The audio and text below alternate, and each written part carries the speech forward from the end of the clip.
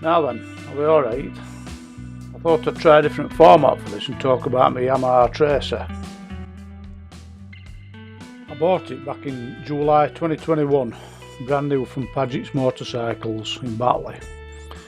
I part exchanged the Kawasaki Vulcan S650 simply because I couldn't live with that cruiser riding position for much longer.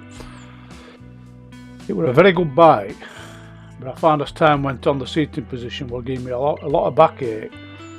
Coupled with I've got arthritis in my right ankle from a break. That feet forward position just didn't work for me anymore.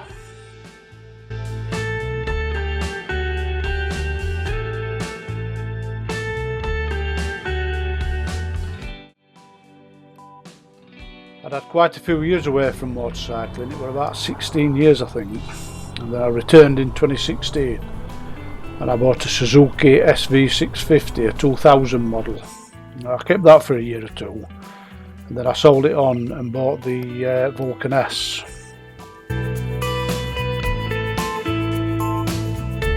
When I bought the Tracer, I didn't actually go and look at that.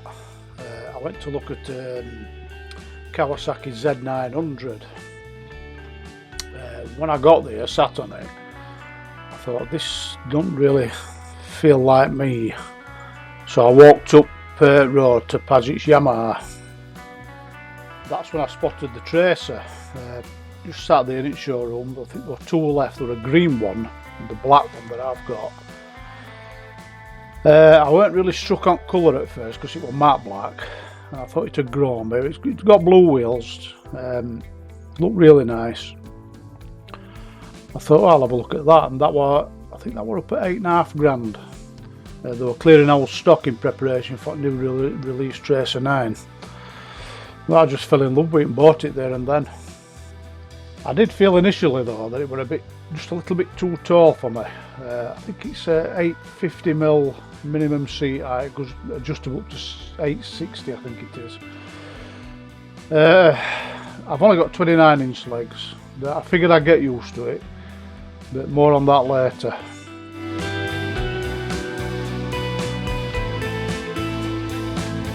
So anyway, I went ahead and paid a deposit, picked up about 3 weeks later I think it was.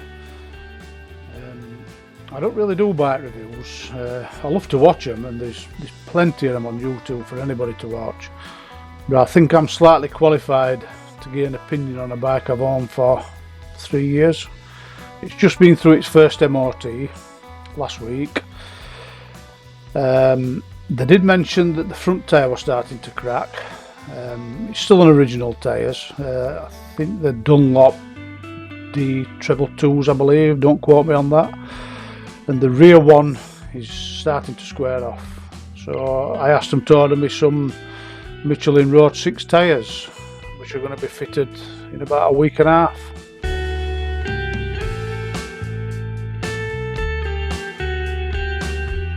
Now, I mentioned height at bike earlier. I always felt that it was just slightly too tall, just slightly. Anyway, cut a long story short, I was trying to do a U-turn in Sheffield and I dropped the bike. Now, I know it's not an heavyweight, it's not a lightweight either. It's about 212 kilograms, I believe. So I decided to have it lowered by 20 millimeters. I also bought a second-hand seat and had it converted to a low seat, and to be honest, that absolutely transformed the bike. I was much more confident, and I'm only slightly off being flat-footed now, and to be honest, it's made all the difference. It really has. I also think that it handles a lot better now than what it did before. That might just be me, I don't know. That's probably its centre of gravity being a bit lower. It's going to feel a bit better. I haven't found the reduced ground clearance to be an issue either. It still goes up onto its centre stand easy enough, and it doesn't sit too upright on the side stand either. That's two questions that often arose when I looked into having it lowered, but I found it to be absolutely fine.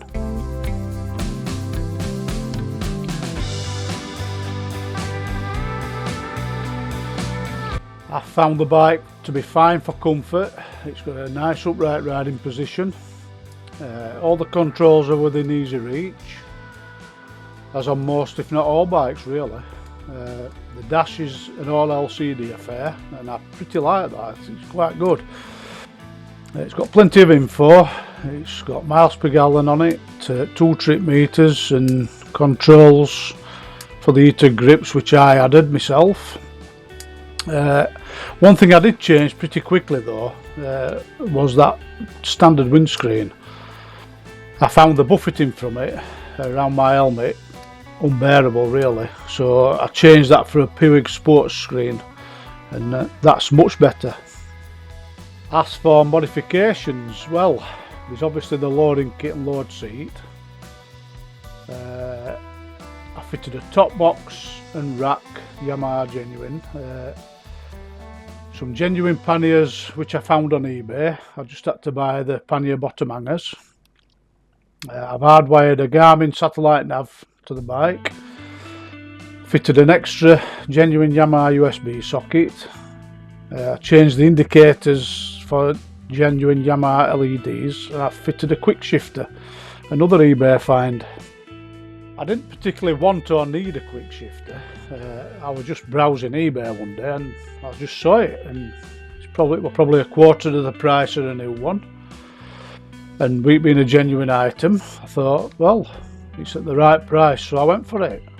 It only works on the upshift, but it's fine. I like it, it's alright. One last mod was the crash bungs, which proved the worth. One bike went down, but that's about it for mods. As for riding the bike, I love it. It's a comfy, practical sports tourer and I'm very happy with it. Yeah, it's not perfect, but then again, is there a perfect motorcycle? I don't believe there is. If there is, show me one and I'll buy it. I've done a couple of trips on it, a 5-day tour of Snowdonia and an overnight stay in the Lake District with Luke. It handled both these with ease and it was pretty economical as well. I've heard a lot of people moan about suspension on Tracer, but I really don't find that to be an issue, to be honest. I don't ride particularly hard and fast, as you've probably noticed if you've watched some of my videos. I've stiffened the rear shock up by 1 click, which was pretty difficult to be honest, because you've got very little access to get that C-spanner in. And the front I've adjusted by 2 turns and it feels fine to me. I've often heard Tracer 900 described as a tame hooligan bike, based on an MT-09. That's probably true. It's got 3 rider modes, A, B and standard. But to be honest, I just usually leave it in standard and I find that fine. A mode is quite aggressive. I find it a little bit too harsh, that. B mode is the opposite, with a soft throttle which is ideal for rain use. The engine, well, that is just superb. It's got plenty of power for real world riding and there's loads in reserve. It's pretty good on fuel too. It returns about 180 miles to a tank full and it's got an 18 litre tank.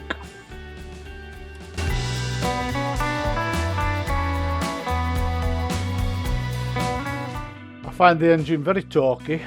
It pulls quite strongly in any gear really. As for top speed, I've really no idea. All I know is it's plenty quick enough for me, with decent handling and comfort.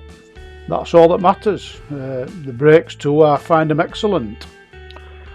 I tend to stick to the speed limits wherever possible. I have a vocational licence to protect, so if you're after a speed freak then maybe this isn't the channel for you. So overall, I've enjoyed my last 3 years with the Tracer. It really is a good bike. I'd recommend anybody to look at one. Yeah, I know they're a bit long in tooth these days, and is that even the right word? I'm not sure. There's a lot of newer bikes with a lot more gizmos on them and stuff like that, but to be honest, that doesn't really interest me. TFT screens and stuff like that maybe should be restricted to cars. I don't know, that's just my opinion. So yeah, it's a good bike and I love it.